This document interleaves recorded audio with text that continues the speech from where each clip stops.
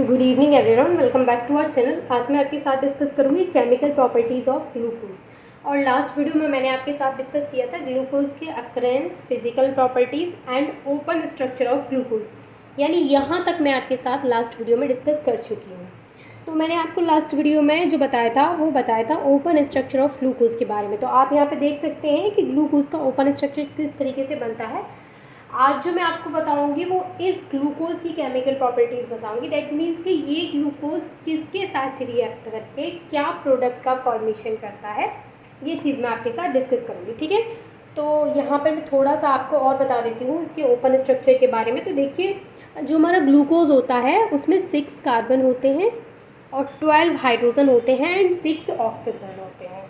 तो यहाँ पर आप देख सकते हैं 1 2 3 4 5 एंड 6 हमारे पास कार्बन एटम्स हैं।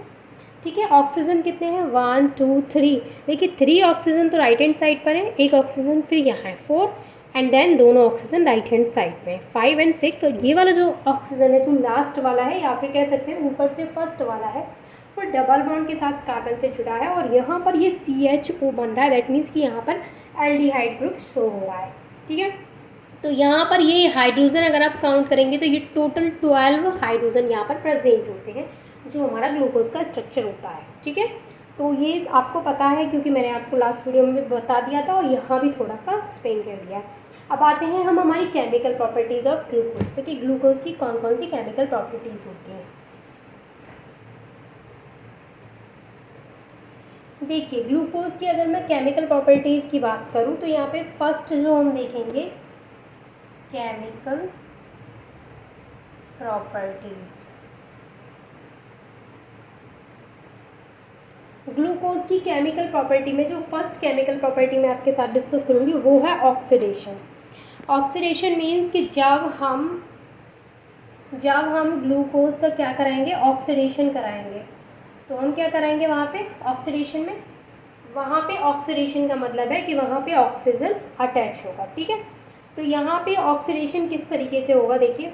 तो हम यहाँ पे ग्लूकोज का स्ट्रक्चर बनाते हैं। सबसे पहले ग्लूकोज का फॉर्मूला होता है हमारा CH2OH का होल 4 CHO, ये है हमारे पास ग्लूकोज। अब देखिए ग्लूकोज का हम ऑक्सीडेशन किस तरीके से कराएंगे। ऑक्सीडेशन कराएंगे तो हम यहाँ पे क्या लेंगे, ऑक्सीजन लेंगे। इसके अलावा डायरेक्ट ऑक्सीडेशन नहीं होगा, हम यहाँ पे क्या लेंगे, हम यहाँ पे यूज़ करेंगे माइल्ड ऑक्सीडाइजिंग एजेंट Br2। हम यहाँ पर ब्रोमीन यूज़ करेंगे जो कि क्या है, एक माइल्ड ऑक्सीडाइजिंग एजेंट है। तो मैं यहाँ पे ऑक्सीडेशन करा रही तो मैंने ऑक्सीजन ले लिया और हम लेंगे Br2। अब यहाँ पर जो Br2 है वो क्या है, ये है माइल्ड ऑक्सीडाइजिंग एजेंट। ये यहाँ पे ऑक्सीडाइजिंग एजेंट है, माइल्ड है लेकिन।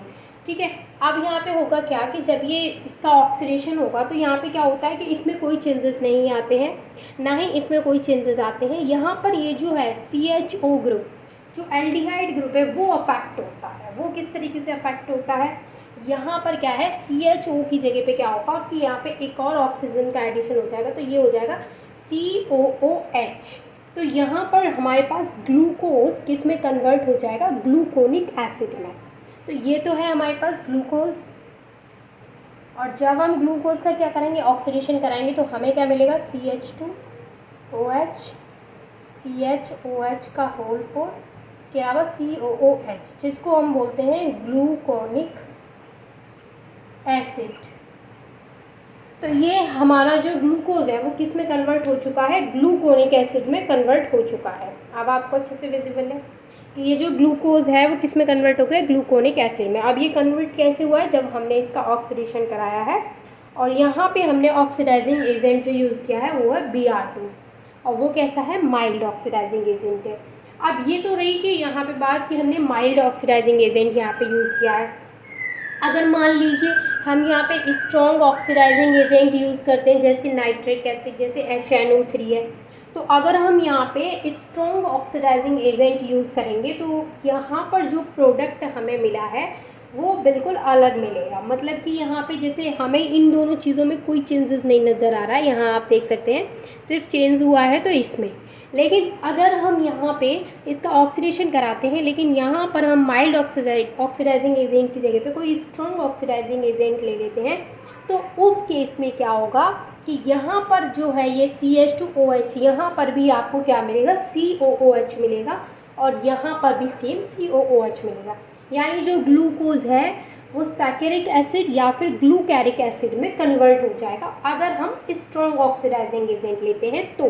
ठीक है, तो पहला केस तो आपने ये लिख लेना है। उसके बाद ये लिखने के बाद फिर मैं आपको बताती हूँ कि आपको सेकंड केस कैसे लिखना है। अब आपको लिखना है कि अगर हम यहाँ पे स्ट्रॉन्ग ऑक्सीडाइजिंग एजेंट लेते हैं तो यहाँ पे सबसे पहले हम ग्लूकोज लेंगे, CH2OH, CHOH का होल 4 CHO। इसका भी हमें क्या कराना है, ऑक्सीडेशन कराना है, लेकिन हम यहाँ पे क्या लेंगे, HNO3, और ये क्या है, ये स्ट्रॉन्ग ऑक्सीडाइजिंग एजेंट है। ठीक है, ये स्ट्रॉन्ग ऑक्सीडाइजिंग एजेंट लिया है हमने यहाँ पे HNO3। तो यहाँ पर ये जो ग्लूकोज है वो किस में चेंज हो जाएगा, ग्लूकैरिक एसिड या फिर सैकेरिक एसिड में चेंज हो जाएगा। तो यहाँ पे क्या होगा कि यहाँ पे जो CH2OH आपको दिख रहा है, यहाँ पे भी हमें COOH मिलेगा, और बाकी की चीज़ें हमें सेम मिलेंगी, CHOH का होल 4, और ये हमें COOH मिलेगा। तो इसको बोलते हैं हम सैकेरिक एसिड, या फिर हम इसको बोलते हैं ग्लूकैरिक एसिड। ठीक है, समझ में आ गया आपको किस तरीके से यहाँ पे ऑक्सीडेशन हुआ है। ऑक्सीडेशन में दो कंडीशन आपको याद रखनी है। अगर माइल्ड ऑक्सीडाइजिंग एजेंट है तो क्या प्रोडक्ट बनेगा, ग्लूकोज किस में चेंज होगा, ग्लूकोनिक एसिड में। अगर स्ट्रॉन्ग ऑक्सीडाइजिंग एजेंट है तो जो हमारा ग्लूकोज है वो किस में चेंज होगा, ये ग्लूकोज है वो किस में चेंज हो गया है, ग्लूकैरिक एसिड में। तो ये डिपेंड करता है कि वहाँ पे जो ऑक्सीडाइजिंग एजेंट है वो कैसा यूज़ किया गया है। ठीक है, तो ये तो थी इसकी फर्स्ट केमिकल प्रॉपर्टी, जिसमें मैंने आपको ऑक्सीडेशन को बहुत ही अच्छे तरीके से क्लियर करा दिया है। अगर फिर भी कोई डाउट है तो वो आप मुझसे कमेंट में पूछ सकते हैं। अब जो हमारी सेकेंड केमिकल प्रॉपर्टी मैं आपके साथ डिस्कस करूँगी वो है रिडक्शन। ठीक है, सेकेंड हमारी केमिकल प्रॉपर्टी रहेगी दैट इज रिडक्शन। अब देखिए रिडक्शन में क्या होता है, जब हम ग्लूकोज का रिडक्शन कराएंगे, रिडक्शन किसके साथ कराएंगे हम, तो यहाँ पे हम सोडियम अमलगम और वाटर के प्रेजेंस में कराएंगे जो रिडक्शन होगा हमारे ग्लूकोज का।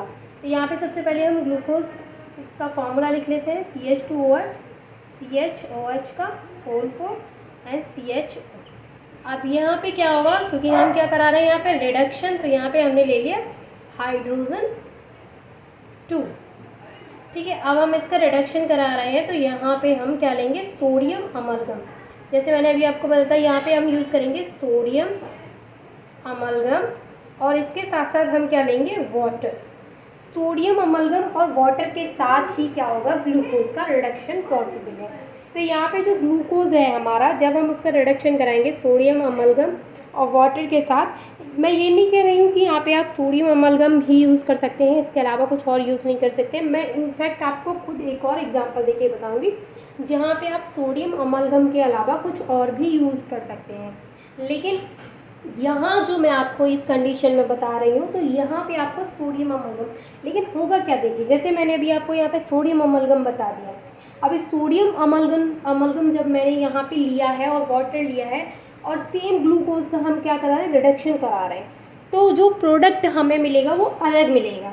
लेकिन अगर मैं यहाँ पे जो सोडियम अमलगम यूज़ किया है और जो वाटर यूज़ किया है, अगर उसकी जगह पे हम कुछ और ले लेते हैं, ठीक है, जैसे हम यहाँ पे लेंगे HI और रेड फॉस्फोरस लेंगे, फिर हम इसकी जगह इनको हटा देंगे यहाँ से, तो उस केस में जो हमें प्रोडक्ट मिलेगा वो डिफरेंट मिलेगा। ठीक है, तो यहाँ पर क्या है कि जैसे मैंने आपको ऑक्सीडेशन में बताया कि स्ट्रॉन्ग और माइल्ड लेने से प्रोडक्ट डिफरेंट हो जाता है, वैसे ही रिडक्शन में अगर हम यहाँ पे जो सोडियम अमलगम है वो लेंगे तो अलग प्रोडक्ट मिलेगा, और अगर किसी और रिएजेंट के साथ अगर हम इसका रिडक्शन कराते हैं, कुछ और यहाँ पे यूज़ करेंगे, तो जो हमारा प्रोडक्ट मिलेगा वो अलग मिलेगा। ठीक है ना, यहाँ तक चीज़ें क्लियर है। तो अभी हम इसका क्या करेंगे, सोडियम अमलगम एंड वाटर के साथ इसका रिडक्शन कराएंगे। तो इस केस में क्या होगा, देखिए यहाँ पर ये जो ग्लूकोज है, क्या है हमारे पास, ग्लूकोज। अब ये जो ग्लूकोज है वो कन्वर्ट हो जाएगा किस में, सॉर्बिटॉल में। सॉर्बिटॉल में किस तरीके से कन्वर्ट होगा, देखिए ये जो CH2OH है वो एज इट इज रहेगा, तो मैं इसको बना देती हूँ CH2OH, ये एज इट इज रहेगा। इसके अलावा जो CHOH का होल 4 है वो भी एज इट इज़ रहेगा। चेंजेस कहाँ पे आएंगे कि यहाँ पर जो CHO है, ये CHO की जगह पे, क्योंकि यहाँ पे 2 हाइड्रोजन है और हम इसका रिडक्शन करा रहे हैं, तो हमें मिलेगा CH2OH, यानी 2 हाइड्रोजन और जुड़ जाएंगे।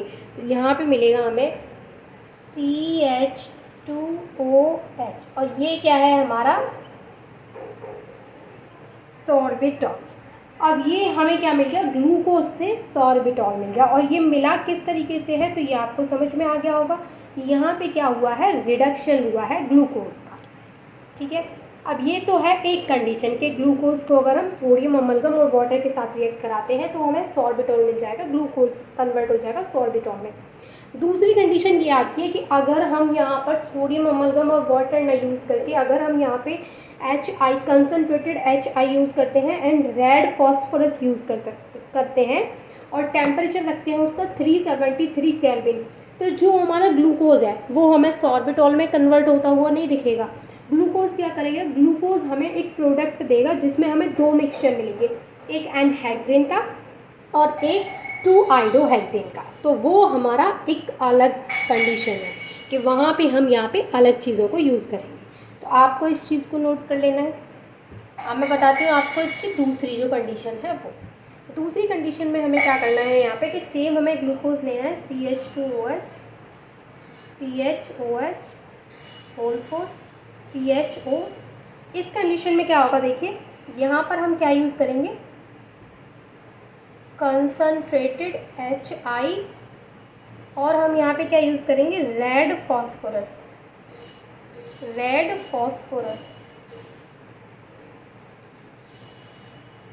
ठीक है, आप ऐसे लिख सकते हैं HI और P। तो हम यहाँ पे कंसनट्रेटेड HI और P यूज़ करेंगे, मतलब रेड फॉस्फोरस यूज़ करेंगे। तो यहाँ पर क्या होगा कि जो हमारा ग्लूकोज है वो हमें 2 चीज़ें देगा, 2 प्रोडक्ट देगा। क्या क्या देगा, एक तो देगा एनहेक्सेन जो कि है CH3 CH2 का होल 4 CH3, ये है हमारा एनहेक्सेन। एक तो हमें ये प्रोडक्ट मिला, इसके अलावा जो दूसरा प्रोडक्ट हमें मिलेगा वो क्या है, वो है CH3 CH2 का होल थ्राइस, यहाँ पे CHI CH3, ये है हमारा 2-आइडोहेक्सेन।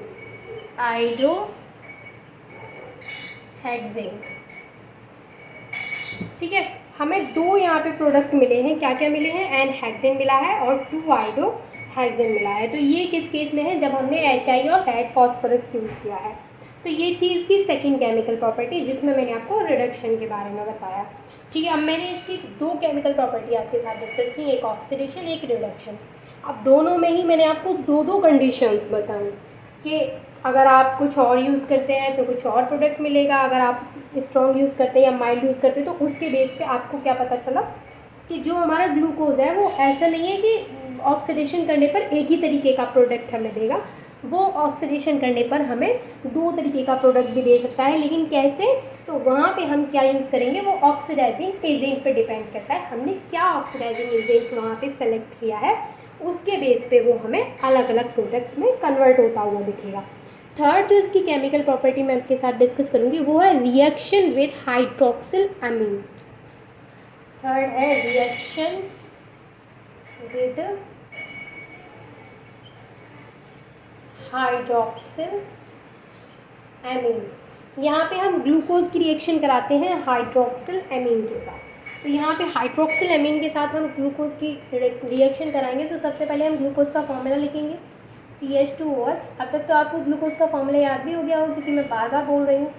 CH2OH CHOH का होल 4 एंड CHO, याद हो गया होगा ना। आप देखिए, अब इसकी हम रिएक्शन किसके साथ करेंगे, हाइड्रोक्सिल एमीन के साथ। तो यहाँ पे हम ले लेंगे हाइड्रोक्सिल एमीन, ठीक है, ये है हमारे पास यहाँ पे हाइड्रोक्सिल एमीन। अब जब हम इसकी रिएक्शन हाइड्रोक्सिल एमीन के साथ कराएंगे तो होता क्या है, यहाँ पर देखिए, यहाँ पर क्या होगा कि यहाँ से जो ऑक्सीजन है और यहाँ से जो दो हाइड्रोजन है वो अलग हट जाएंगे, H2O मतलब वाटर अलग निकलेगा और बाकी का जो प्रोडक्ट है वो जुड़ जाएगा। किस तरीके से, देखिए CH2OH एज इट इज़ आएगा, CH2OH, इसके अलावा CHOH भी एज इट इज़ आएगा का होल 4, इसके अलावा CH, देखिए अब मैंने बताया कि यहाँ से एक ऑक्सीजन हट जाएगा तो CH तो एज इट इज़ आएगा, इसके बाद डबल बॉन्ड के थ्रू हमारा क्या जुड़ेगा, नाइट्रोजन, और यहाँ पर ऑक्सीजन एंड हाइड्रोजन, और हमारा क्या मिलेगा, हमें वाटर अलग निकल जाएगा। तो ये जो हमें मिला है वो है ग्लूकोज ऑक्साइन। देखिए अब आपको विजिबल है क्या प्रोडक्ट मिला है, देखिए CH2OH एज इट इज़ है, CHOH का होल 4 एज इट इज़ है। अब यहाँ पर जो ये CHO है, इस CHO का यहाँ पर CH तो है लेकिन ऑक्सीजन यहाँ आ गया और इसका जो H2 है वो यहाँ आ गया और NOH इससे इस तरीके से अटैच्ड हो गया। तो ये जो हमें यहाँ पे, ये तो वाटर है और ये जो हमें यहाँ पे प्रोडक्ट मिला है इसको बोलते हैं हम ग्लूकोज ऑक्साइन। तो यहाँ पर ये जो ग्लूकोज है जब वो हाइड्रोक्सिल एमीन के साथ रिएक्ट करता है तो वो हमें देता है ग्लूकोज ऑक्साइन। तो यहाँ पर जो फॉर्मेशन हुआ है इसका, ये क्या है, ग्लूकोज ऑक्साइन, ग्लूकोज ऑक्साइन।